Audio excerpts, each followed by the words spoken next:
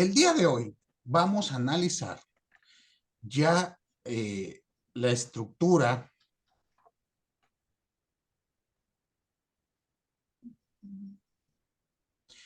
de este ensayo.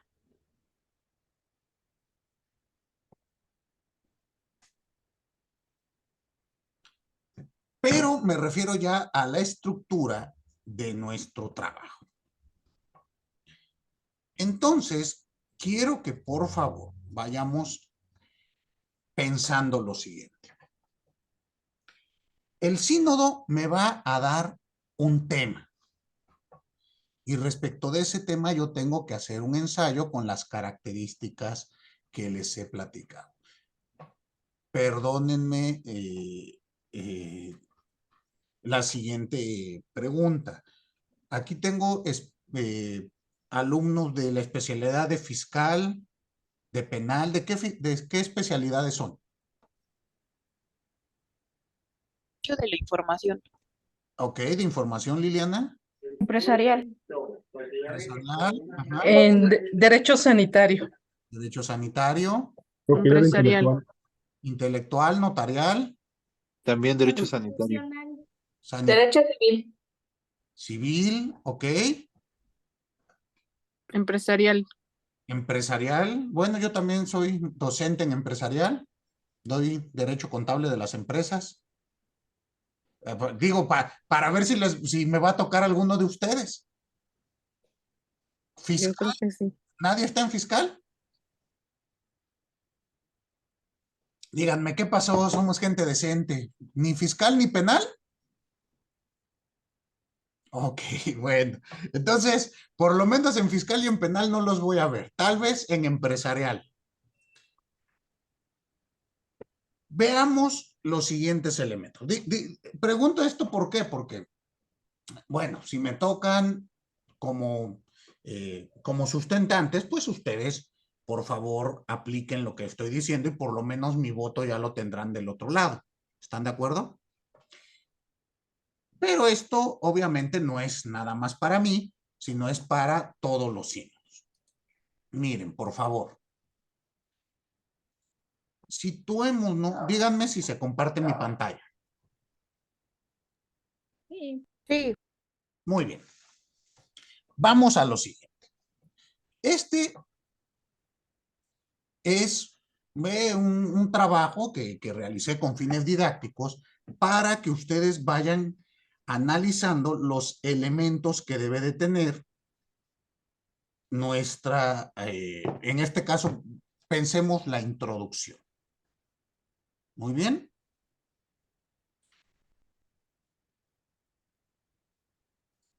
Veamos la introducción. Y luego lo vamos analizando con distintos ejemplos ya publicados, que lo que quiero que vean ustedes es cómo se va aplicando esto a cuestiones ya realizadas. Nada más déjenme abrir un documento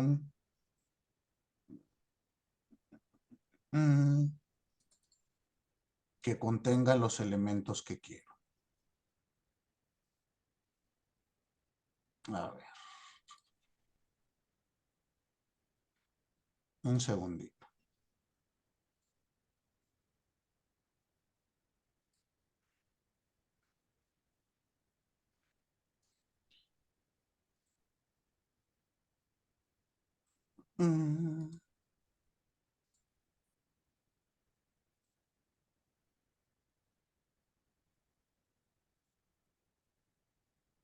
Ya, a ver.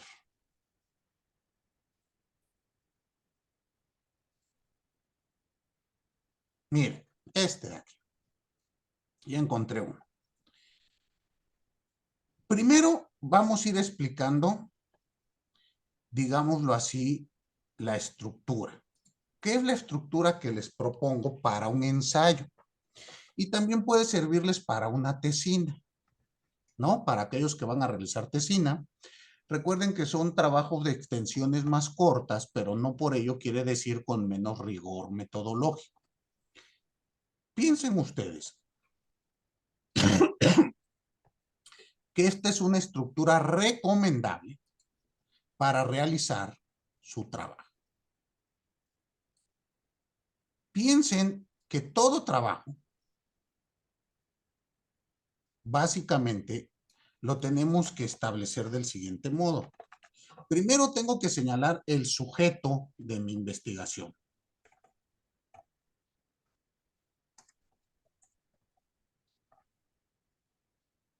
Normalmente eso le llamamos el tema. ¿No? ¿De qué voy a hablar? Pero un tema, ¿están de acuerdo conmigo que puede tener varias aristas? Por lo tanto, lo tengo que delimitar. Y esto normalmente es mi objeto de la investigación. No puedo abarcar todo. ¿Están de acuerdo? A veces su sínodo le va a dar un tema, pero usted tiene que delimitar. Ahorita lo vamos a ver en un trabajo. Ya que tengo esta delimitación, tengo que establecer un problema. Muy bien, bueno, pues ya sé cuál es mi objeto, ya sé qué voy a investigar. Pero ¿cuál es el problema? ¿Qué quiero? ¿Por qué voy a investigar esto? Y ya que tengo el problema, tengo que establecer la problemática. Reitero, ahorita voy a ir estableciendo cada uno de ellos. La problemática.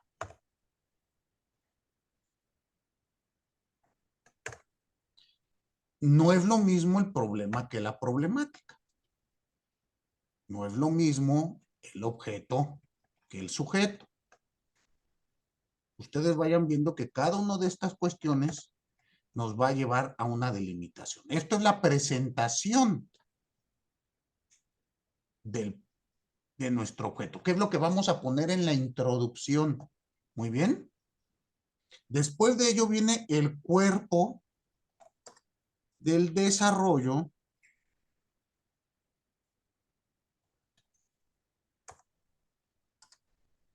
de la investigación.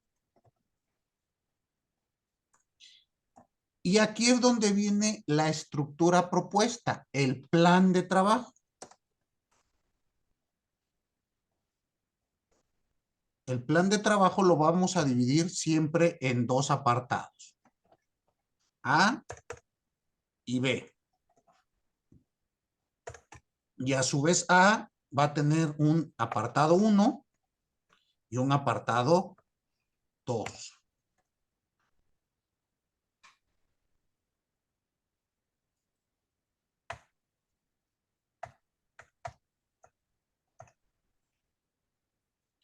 El apartado B, a su vez, tendrá un apartado 1 y un apartado 2. Y después de esto vienen las conclusiones y las fuentes de investigación. Ay, perdón.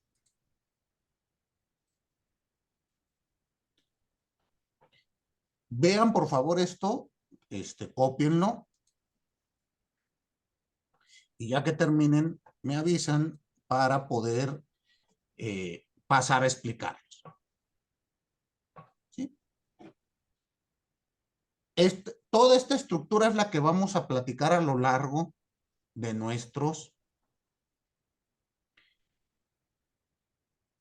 sesiones. Y lo que quiero que ustedes me entreguen es el plan de trabajo. Ustedes se van a dar cuenta que cuando tienen un buen plan de trabajo, ya solamente queda desarrollar, pero ya han trabajado el 40-50% de su ensayo. ¿Sí queda claro? Realizar un plan de trabajo nos puede llevar una semana, más o menos.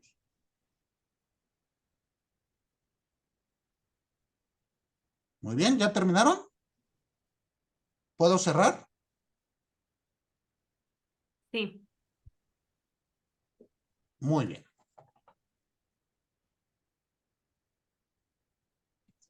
Vamos explicando esto poco a poquito para que ustedes lo vean. A mí me gusta enseñarlo en documentos para que de ahí ustedes, estos documentos se los voy a enviar para que los tengan con sus identificadores visuales.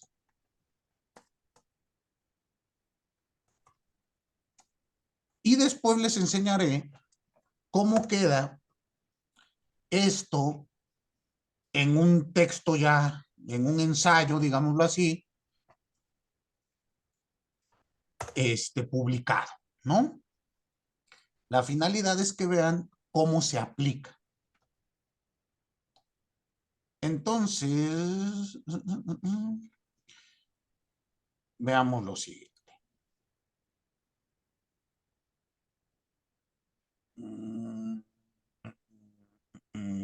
Denme un segundito. Ok.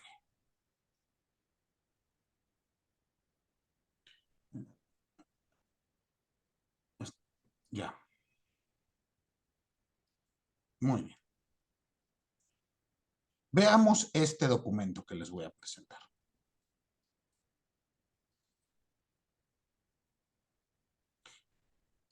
Primero lo voy a presentar con identificador visual y después ustedes quiero que me ayuden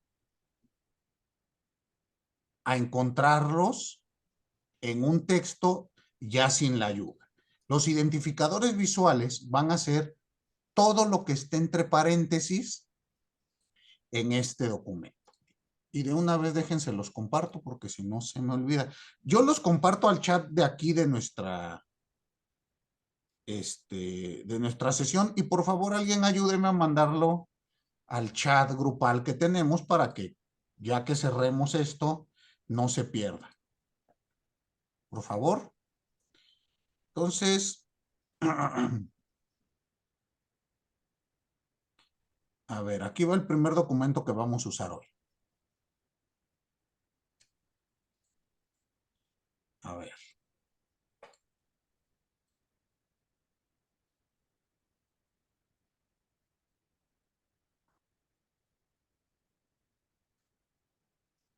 Este es el primero.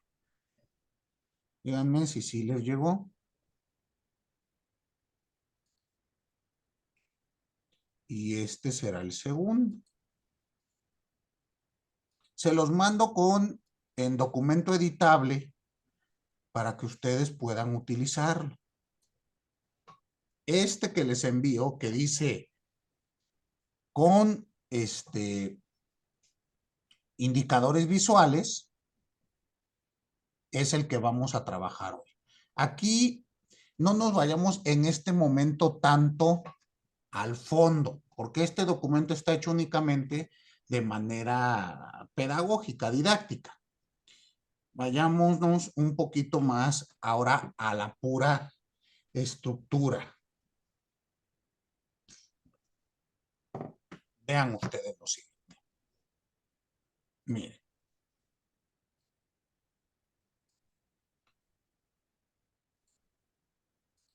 A ver, ¿se ve el documento?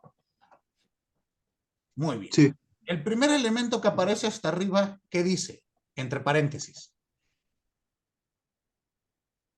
Sujeto. El sujeto, el subject. Y en este caso, Fernanda, ¿cuál es ese sujeto? Los presupuestos para adquirir la personalidad jurídica en el derecho civil. Ok. Pensemos que están ustedes en su reunión para examen y llega un sínodo y les dice, a ver, yo quiero que me realicen una investigación respecto de los presupuestos para adquirir la personalidad jurídica en el derecho civil. ¿Se da cuenta? Es mi sujeto de investigación. Pero ahora, ¿estudiaré todos? Ahí empieza el problema. Tengo que delimitar, porque si no, se vuelve una tarea imposible. Y entre paréntesis, aquí aparece un número 1, una cuestión que es, tengan mucho cuidado con la introducción. Hoy quiero que nos enfoquemos a la introducción. ¿Por qué? Porque normalmente no le damos la importancia debida a la introducción.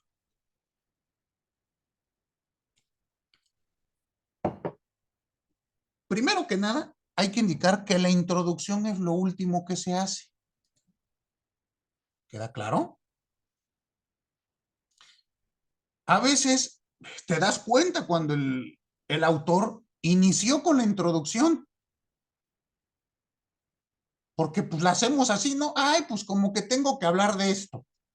La introducción no es en un ensayo de carácter personal, científico, crítico, analítico, como el que les pedimos, no es una cuestión de naturaleza personal. ¿Queda claro? Vamos a ver la diferencia con la introducción del texto publicado, donde ahí lo que realizo es un comentario personal respecto de un comentario de fallo. Ese que vamos a ver publicado se llama comentario de fallo. Aquí ustedes ven que esto se llama disertación jurídica. Este tipo de ensayo que les estoy presentando con esta estructura se llama disertación jurídica, que es un análisis crítico, filosófico, normativo de un tema jurídico en particular. Eso es lo que les vamos a pedir para su titulación. ¿Queda claro? Y ya les enseñaré estos mismos elementos en un texto científico, ¿sí? Pero ahorita, primero lo vamos a ver en un elemento, en un texto más relajado, que es un comentario de fallo. Un comentario de fallo va dirigido al público en general y tiene fines de divulgación. ¿Qué elemento importantísimo se me olvidaba comentarles? Ustedes tienen que pensar quién es su auditorio, quiénes los van a leer, los van y las van a leer.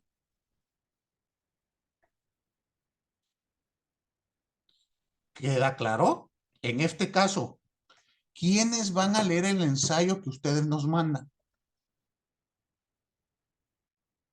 ¿Quiénes, Tere? Los sínodos. Y, y les pido, me concedan que yo sé algo de derecho. ¿Estamos? Supongamos que su sínodo sabe algo de derecho, porque ¿saben cómo me empiezan sus ensayos? Ejemplo, personalidad jurídica. Voy a definirle qué es personalidad, qué es persona, qué es jurídico, qué es capacidad de goce y capacidad de ejercicio. Oiga, ¿qué es derecho? El diccionario de la Real Academia de la Lengua nos dice que jurisprudencia es juris, derecho, y dicere, decir. Entonces, jurisprudencia es decir el derecho. ¿Será necesario que ustedes me digan eso? Eso voy de acuerdo si su auditorio es alguien que no está familiarizado con la norma jurídica. Pero aquí se supone que usted le habla a un especialista, ¿no? Entonces, partamos de ahí. ¿Queda claro? Y yo sé, ustedes van a decir, maestro, es que usted nos viene a dar puros consejos que no sirven para nada. Usted anótelos y cuando esté haciendo su trabajo, hágame caso. ¿Estamos? Aunque no me crea, usted hágame caso y va a ir bien. Parta desde ahí. ¿Por qué? Porque si usted me empieza diciendo que juris es derecho y demás, va a llenar 45 páginas, pero no me va a decir nada. Muy bien. Entonces, la introducción me tiene que presentar su trabajo. con una buena introducción, está usted del otro lado. Yo leyendo la introducción ya me doy cuenta de qué realizó usted. ¿Cuál es una extensión adecuada de una introducción?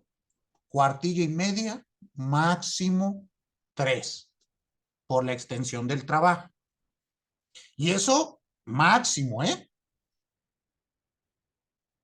Una página y media me parece a mí adecuado. Siempre y cuando tenga los elementos que le voy a enseñar.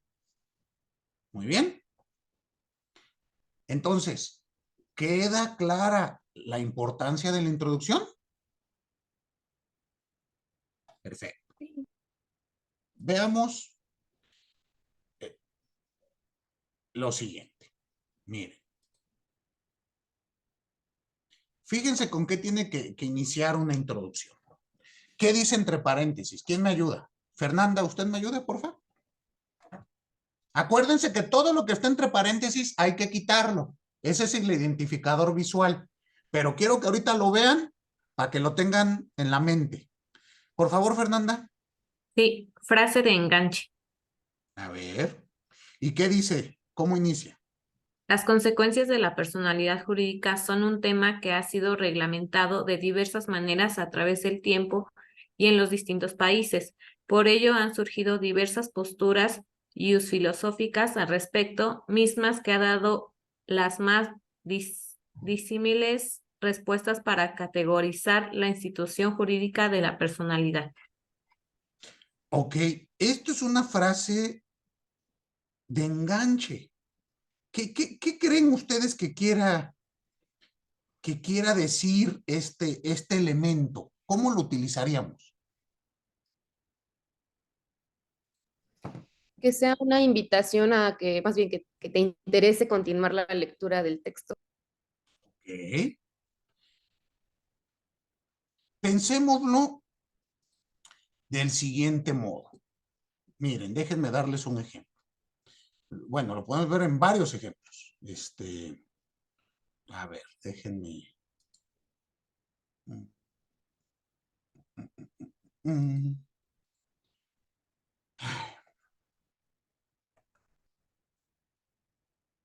Déjenme encuentro uno. Bueno, vamos a ver primero este.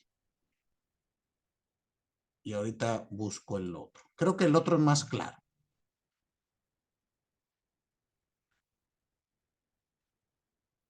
Pero veamos esto. Esto, reitero, es un comentario de fallo publicado por la revista de la Facultad de Derecho de nuestra universidad. Brenda, ¿me ayuda, por favor, a darle lectura al inicio de este texto? Bueno, veamos aquí, ¿no? ¿Cuál es mi subject aquí? Sí. Comentario al amparo directo en revisión, resuelto por la Suprema Corte de Justicia, 4865, diagonal 2018. Desde un inicio entiendo que ¿qué voy a hacer en este trabajo? Comentar ese amparo. ¿Estamos? Y esto tiene, yo sé que dicen ustedes, ay maestro, pues claro, pues para eso se ponen los títulos, pero vamos a encontrar que hay veces que ponen títulos que nada tienen que ver con lo que me desarrolla. Ahora, nota introductoria, ven el 1, que es parte del identificador visual que les enseñé, ¿no? Y después de nota introductoria siempre les dije que hay que empezar con una frase de enganche. En este caso, ¿me puede leer usted qué dice este primer párrafo? La resolución que se analiza establece restricciones al derecho de libertad de expresión para los mexicanos. La misma se centra en resolver si el uso de una cruz gama alemana en un tatuaje atrás de la oreja de un trabajador puede ser permitido o tolerado por el ente patronal. Ok, y seguimos. ¿Seguimos? Okay. La respuesta que nos da la resolución es no, de ninguna manera. Esta respuesta me parece inadecuada para el desarrollo de la vida democrática. Déjeme explicarme. Estoy de acuerdo en que en que ese símbolo representa muertes, sufrimiento e ideales políticos, al igual que muchos otros. De igual modo, creo que el racismo es la manifestación más baja del colectivismo utilitario.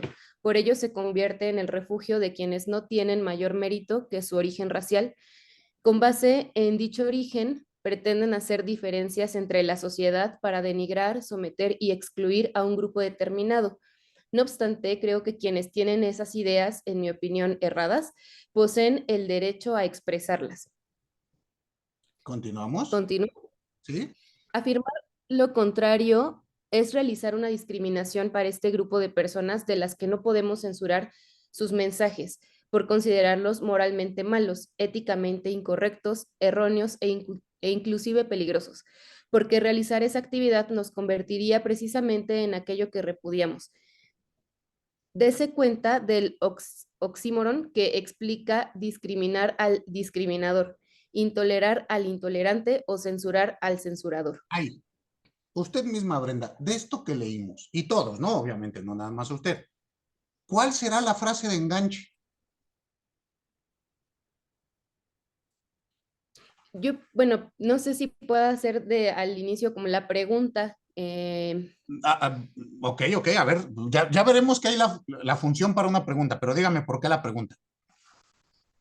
Porque plantea, pues justamente como de qué vas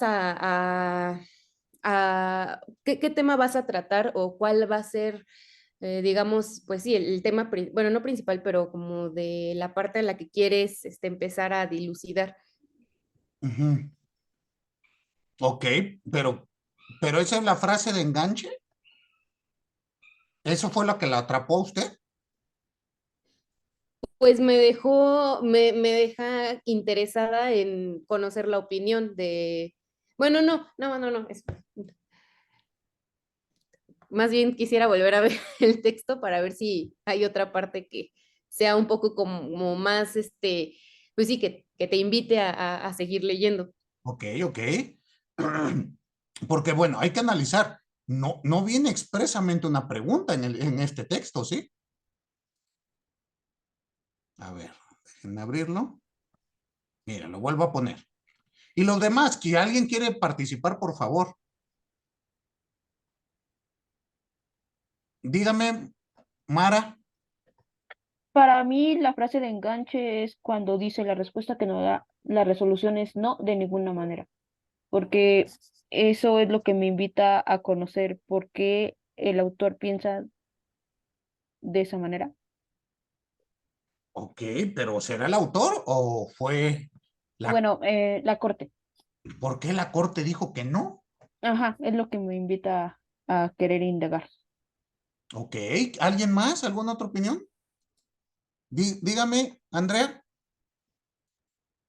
Sí, creo que para mí es el inicio donde habla a ver, déjeme abrir el texto, permítame. Es el primer parrafito donde es la restricción a la libertad de expresión. De entrada, porque a mí me llama la atención, me llamaría la atención el tema porque arriba el título es del comentario al amparo, pero ya habla del tema en sí, de la restricción a la libertad de expresión. Entonces, pues desde ahí a mí, pues tendría que seguir leyendo, o sea, para ver por qué. Es mi opinión.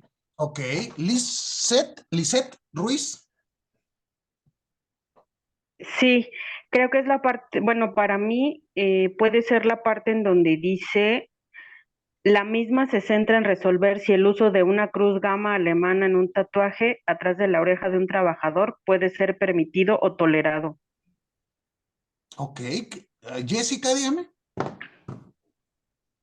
Sí, ¿qué tal? Buenas noches. Yo también considero que en el primer párrafo, porque a mi punto de vista me está invitando a conocer cuáles son las formas de discriminación. O sea, esa es la palabra central para mí que yo vi, que se menciona más y por eso me llamaría más la atención.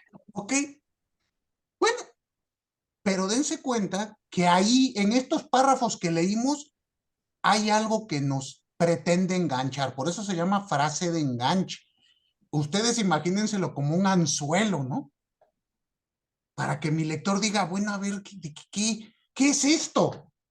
Por ejemplo, ay, perdón, ya bajó la mano. Creo que fue Lisette quien me dijo, bueno, pues yo leo que un tatuaje de una cruz gamma atrás de la oreja, ¿no? A ver, ¿por qué?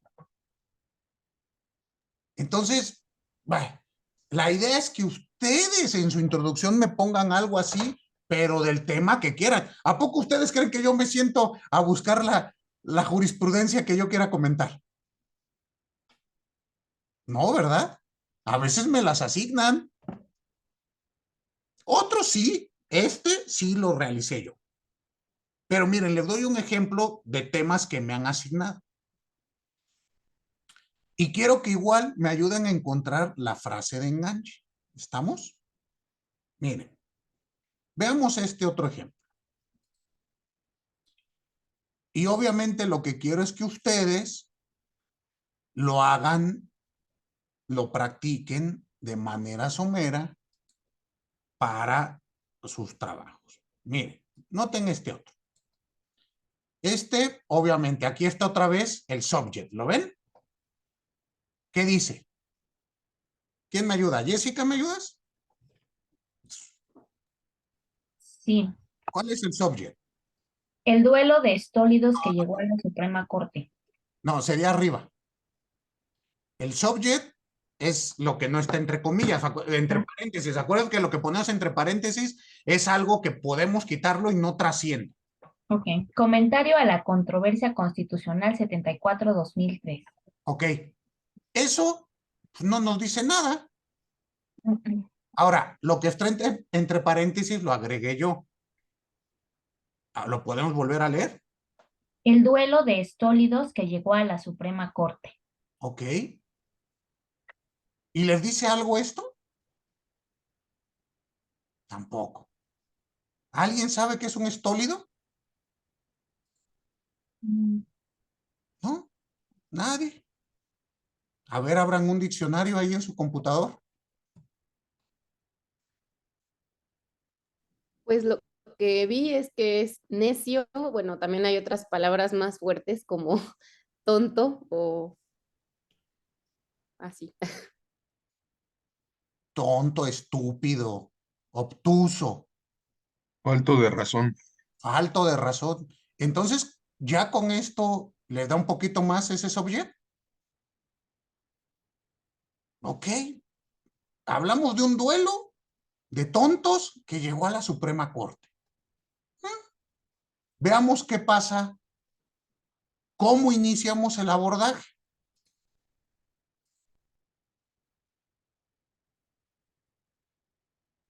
Aquí, bueno, el primer párrafo en este caso, pues es el agradecimiento, porque me invitaron a la obra colectiva. Esto, pues, obviamente sus trabajos no lo deben de tener. Pero veamos aquí. Aquí empieza propiamente el texto. ¿Quién me ayuda? ¿Brenda, usted otra vez? ¿O Sí. José? Usted Ah. ya leyó, ya leyó. José, ayúdenme, porfa. Vamos leyendo. Dice, al iniciar con la tarea encomendada, me encontré con el obstáculo que la controversia constitucional inició con un pleito entre barbajanes con fuero constitucional que se liaron a golpes y después de comentar a sus tropelías supinas, pretendían que el máximo tribunal de mi país se convirtiera en un tribunal ordinario que pudiera reinstalarlos en sus funciones político-administrativa. Siguiente párrafo. Cuando empecé a leer los hechos, no daba crédito que en México 2 funcionarios públicos, regidor y síndico municipales, cual si estuvieran en una cantina o película de Pedro Infante, arreglaran sus diferencias a empellones y puñetazos. Pensé que eso solo pasa en otros países, jamás en el mío, donde las autoridades son un ejemplo de civilidad y respeto de la ley. Pero había una pregunta que no salía de mi mente mientras leía. ¿Qué carajos tienen que ver estos hechos con una controversia constitucional? La última.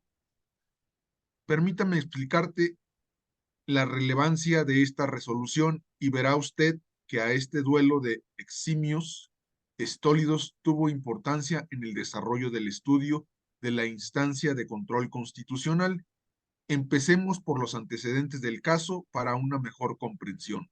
Ok, fíjense que la introducción es muy cortita. Y de esto que leímos, ¿cuál será la frase de enganche?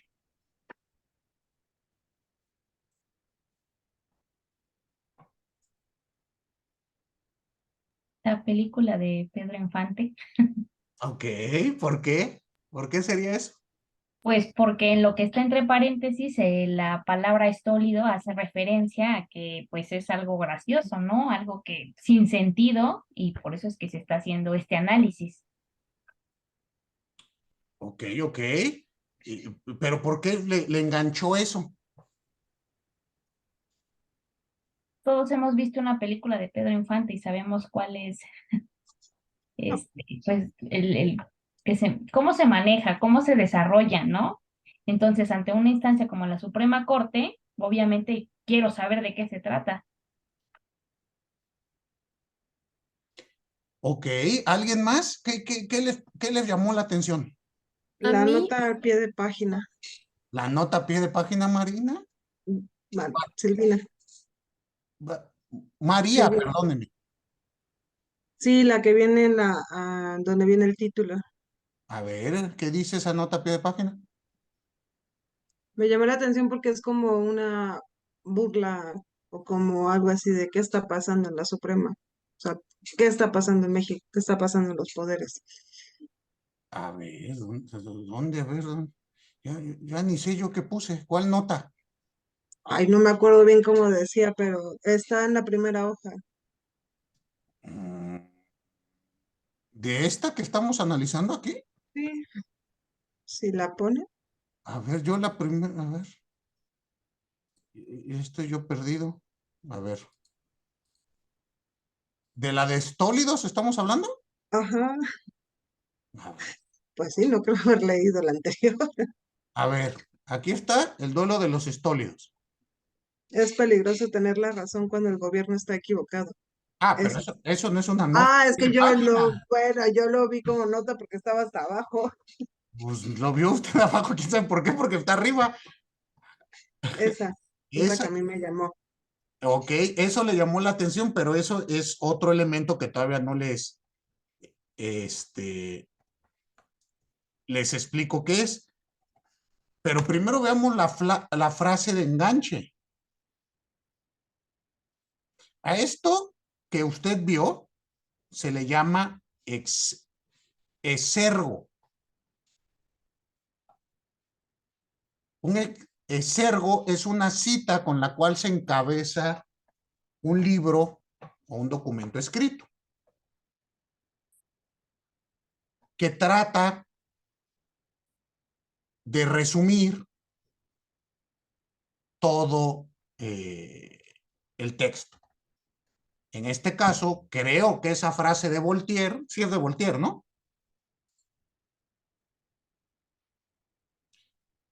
A ver, 74. Ajá, esa frase de Voltaire resume de todo lo que les voy a hablar.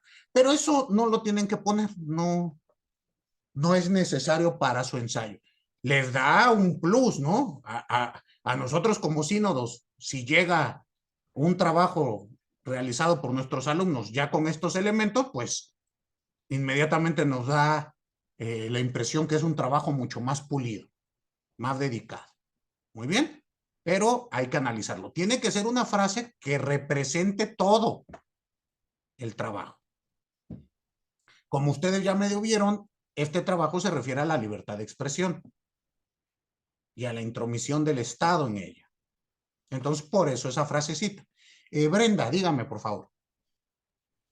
Bueno, solo quería comentar que para mí la frase de enganche sería no me acuerdo si dice funcionarios o servidores públicos, pero que menciona que pelearon o que tuvieron como un enfrentamiento, porque ya de ahí, pues me imagino que obviamente el texto va a tratar más o menos de esa situación. Ok, Liliana.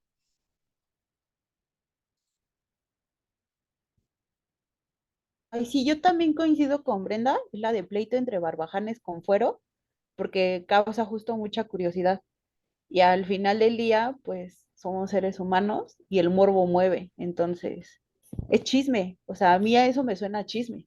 Claro. Y el chisme llama. La realidad es que el chisme vende. Exacto, Entonces, ¿no? si me lo vendes como chisme, me lo voy a echar aunque no. Exacto. Entonces, dense cuenta que esto va a pasar. ¿Cómo voy a presentar mi frase de enganche? Reitero y enfatizo. Estas frases de enganche utilizadas aquí son para trabajos de divulgación. Dense cuenta que hablo con un lenguaje mucho más relajado. Obviamente ustedes no lo van a utilizar así. Ahorita les doy el ejemplo científico. No siempre escribo así, ¿estamos? Esto es para una revista de divulgación. Veamos otro ejemplo. Ahorita me ayudas tú, por favor, Carlos. Mire.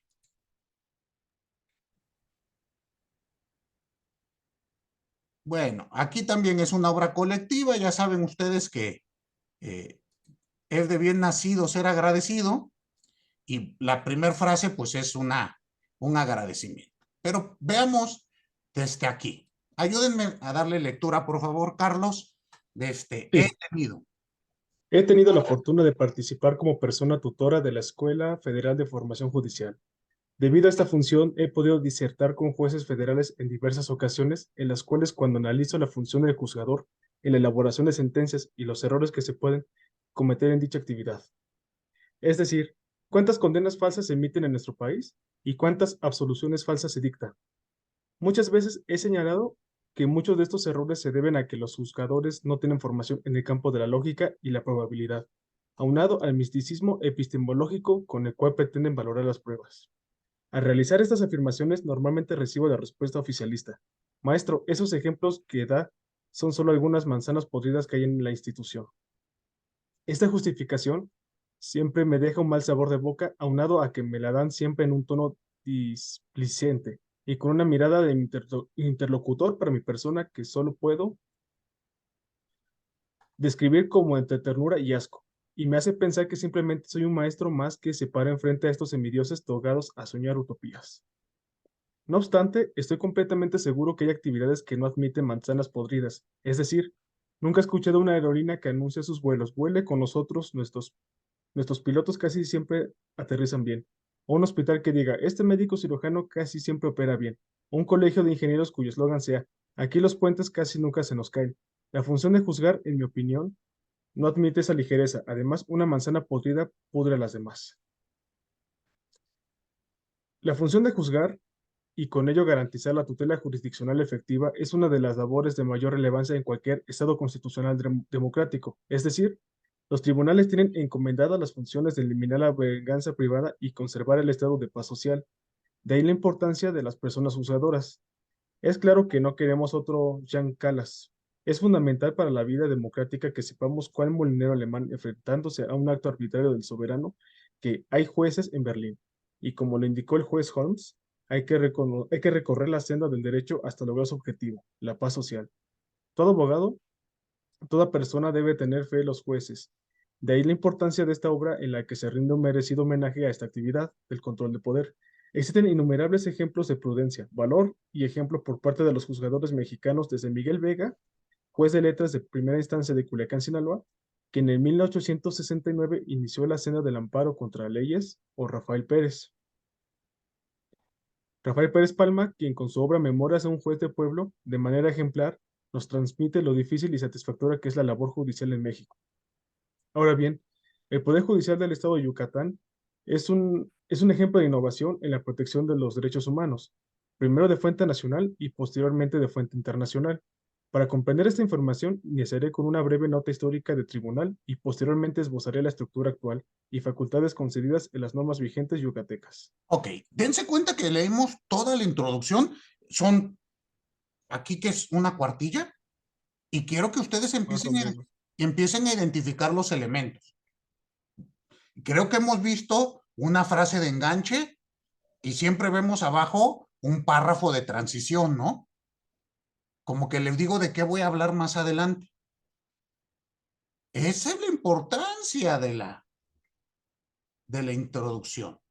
En este que acabamos de leer, ¿cuál será la frase de enganche?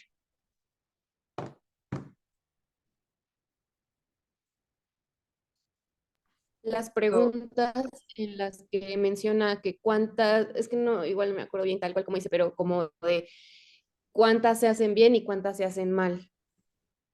Ok. A ver, ¿qué Donde más? se menciona lo irónico, Mándeme.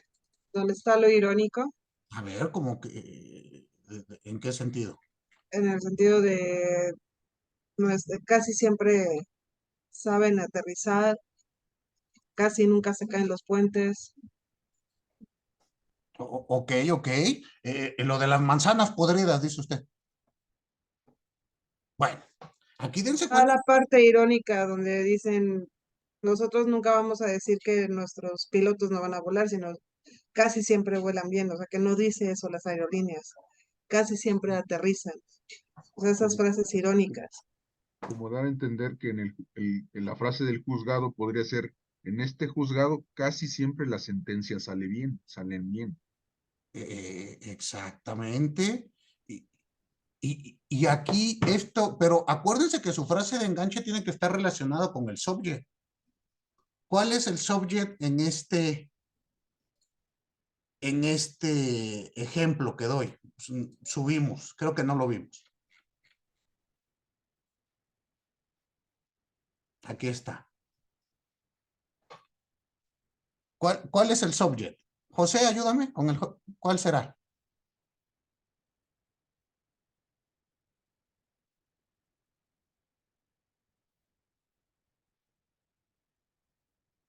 ¿Cuál es mi sujeto? El Poder El Judicial Poder del Judicial Estado. del Estado de Yucatán. Ok. Entonces, mi frase de enganche tendrá que ver con el Poder Judicial de Yucatán, ¿no? Sí. Sí. ¿Y cuál será de lo que leímos?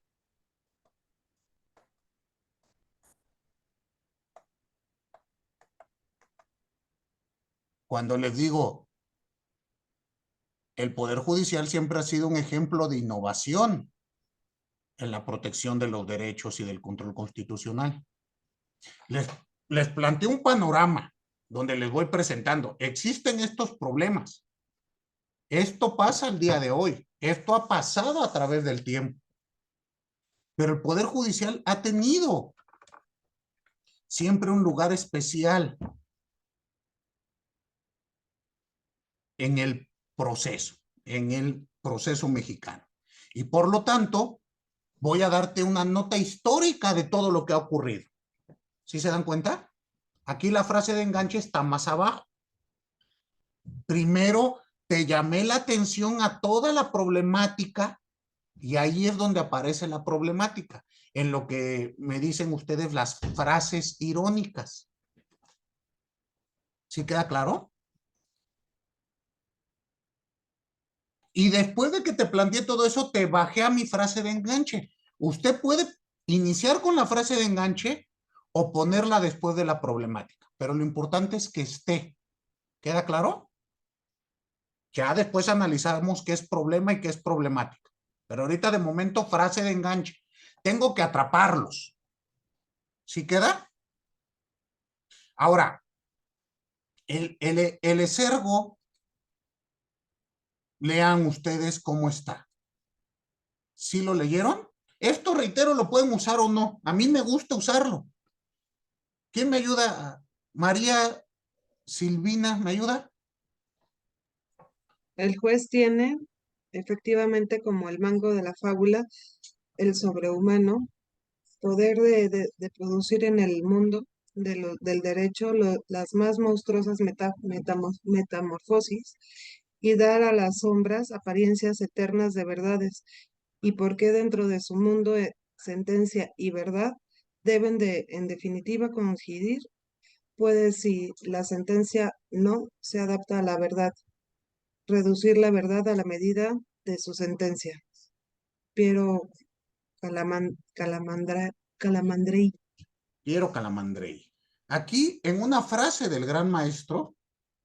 Se resume todo.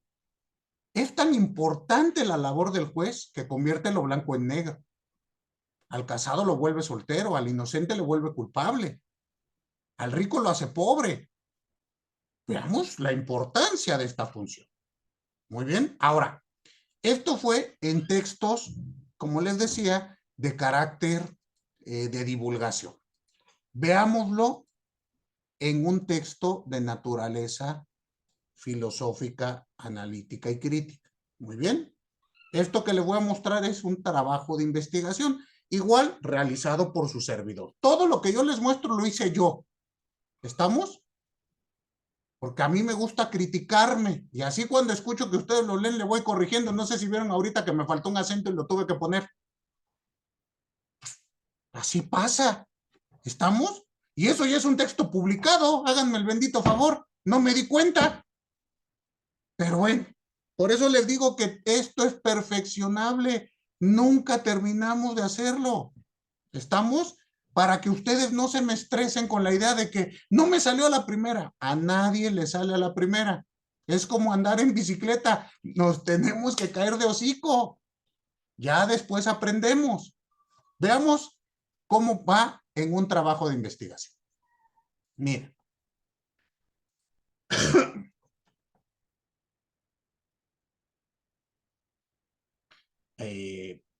¿Quién me ayuda a darle lectura? A ver, alguien que no haya participado. María, Marlene. Ayúdenme, por favor. Sí. Bueno, aquí el exergo lo dejamos para después. Bueno, ¿cuál es mi subject? Contenido y finalidad de la categoría institucional procesal de la prueba en el procedimiento penal. Ok. El exergo lo analizamos después porque ahí ya son jaladas mías, pero veamos esto. Empecemos aquí. En este capítulo se analizarán los prolegómenos axiomáticos de la institución jurídica de la prueba con el propósito de delimitar el contenido y finalidad de dicha categoría procesal para dar respuesta al objetivo específico A de esta tesis doctoral. Ok. Seguimos. El punto de partida para realizar esta labor es el aspecto dogmático de la institución prueba en el proceso penal. Dicho proceso es un instrumento estatal en su vertiente punitiva, es decir, es la rama del poder público que se utiliza para corroborar la probabilidad inferencial sobre si un sujeto imputable cometió una conducta punible y, como consecuencia de ello, sancionarlo conforme al Código Penal aplicable.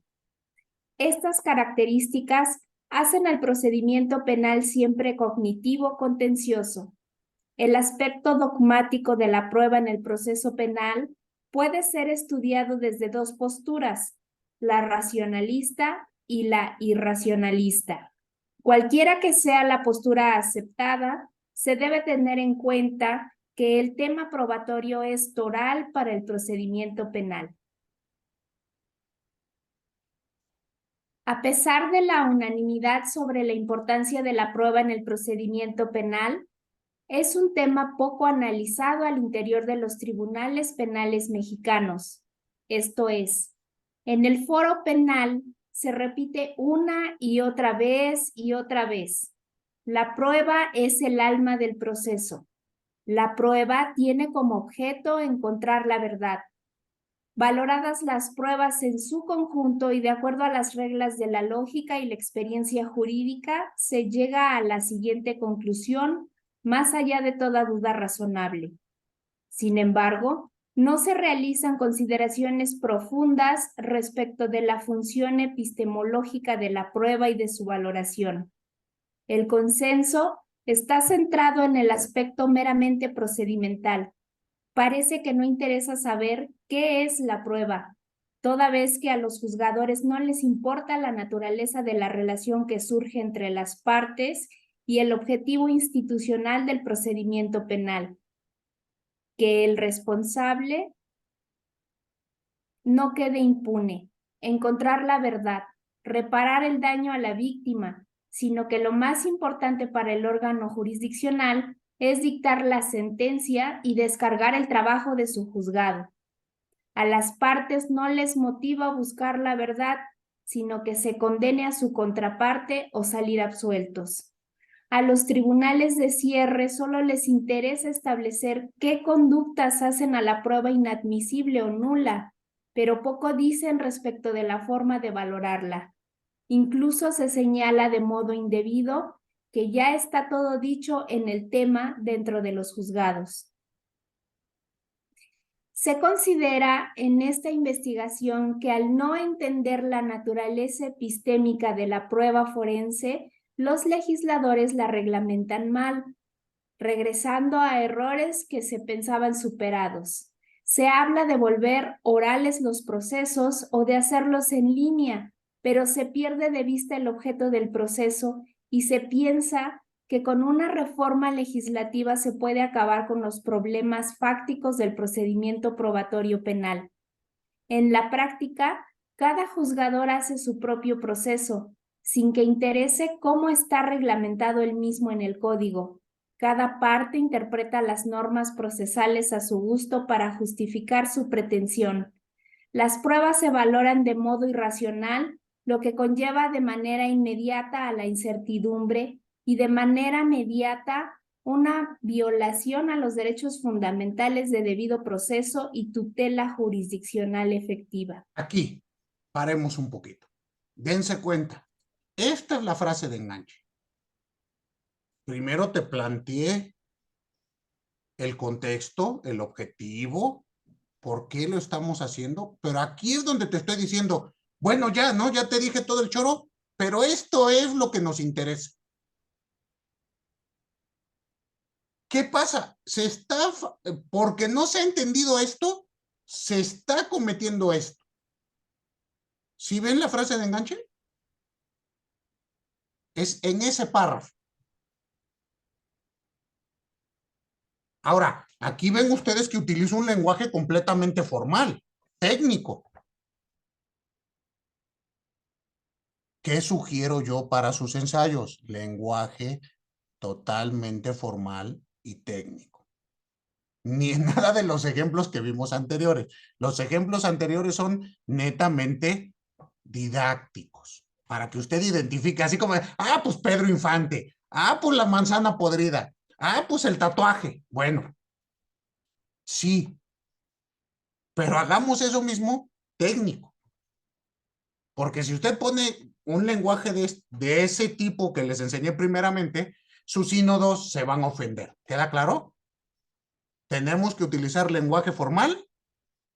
Está prohibido hablar en primera persona. Si ustedes se dieron cuenta en los anteriores, decía yo creo, pienso, analizo. Aquí digo, se analizará, se establecerá, se investigará. ¿Se dan cuenta que utilizo el infinitivo? Impersonal. Así lo tienen que redactar. ¿Queda claro? Y de manera técnica. Y ya nada más fíjense, o sea, con todo y que seamos técnicos y formales y demás, a mí por lo menos, creo que ustedes de lo que han leído, se dan cuenta que a mí me gusta siempre ponerle algo a mis textos que me represente, ¿no? Que tenga que ver con esta forma de ser que tengo. Subamos un poquito al exergio que les platicaba. Mire. ¿Se acuerdan que les dije? Tiene que ser una frase de un libro que represente todo lo que vamos a ver. Liliana, ayúdeme a leer.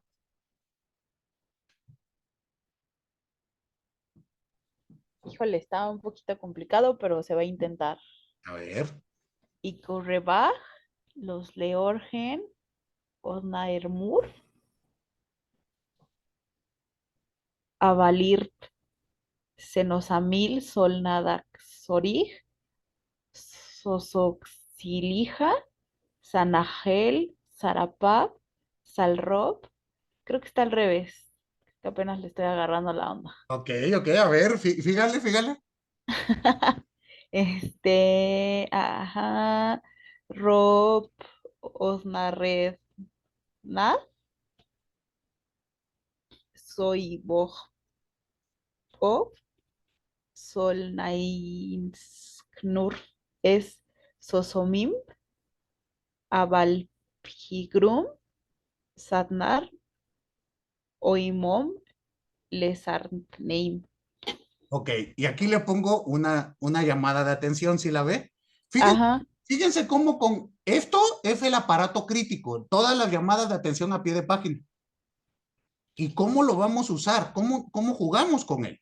Aquí le digo, bueno, no se entiende esto, vaya al pie de página y tal vez ahí venga algo, ¿no? Y vamos al pie de página y ¿qué dice? Usted misma. Jabberwocky brillaba brumeando negro el sol, agiliscoso giroscababan los limanzones, van errando por las vaparas lejanas, mimosos se fruncían los borogovios, mientras el momio rantas murgiflaba. Ok, ¿y ahora qué entendió? Pues la verdad es que no mucho. Ok, esto es un fragmento de Alicia en el país Alicia a través del espejo y lo que Alicia encontró ahí, una obra de Lewis Carroll. ¿Qué representa según el autor de este capítulo? Para mí eso es el derecho probatorio. Lo leo y me parece que está escrito al revés. Y ya cuando descifro lo que me quieren decir, sigue siendo un sinsentido. Entonces necesitamos repensar el derecho probatorio. Pero dense cuenta que esto, pues yo lo pongo así porque a mí me representa esto y esto quiero que mi lector entienda como que, ¿qué es esto? Y cuando, bueno, todos ustedes que son abogados sabrán que el derecho probatorio es una cosa mística, ¿no? Siempre nos dicen, pues es que se llegó a la verdad en su conjunto. Oye, pero ¿cómo? Así en su conjunto. Entonces, ustedes pueden jugar con esto, no porque sea formal, vamos a perder nuestra chispa, nuestras ganas. Yo nunca les he dicho, a mí me molesta que los castren intelectualmente. No, usted léame lógica, léame literatura, léame y póngalo en su ensayo, porque eso me demuestra quién es usted. ¿Qué ha leído? Me enseña quién es usted. ¿Estamos? Pero que tenga que ver con el resto de todo el jueguito. Muy bien, esto fue frase de enganche, me he excedido, ofrezco una enorme disculpa, ya me pasé 9 minutos. ¿Dudas? Ninguna. Muy bien. Nos vemos el próximo sábado a las 10 de la mañana, ¿verdad? Así es. ¿De 10 a qué? A una. 10, 11, 12, 1. De 10 a 1. Perfecto. Entonces, pasen un excelente viernes y nos vemos el sábado para trabajar fin de semana. Entonces, espero no me vengan en vivo. A las 10 de la mañana ya lleguen con una barbacoa encima y trabajamos. ¿Muy bien? Bonita noche. Gracias. Gracias. Gracias, igualmente. Buenas noches. Buenas noches. Luego. Gracias.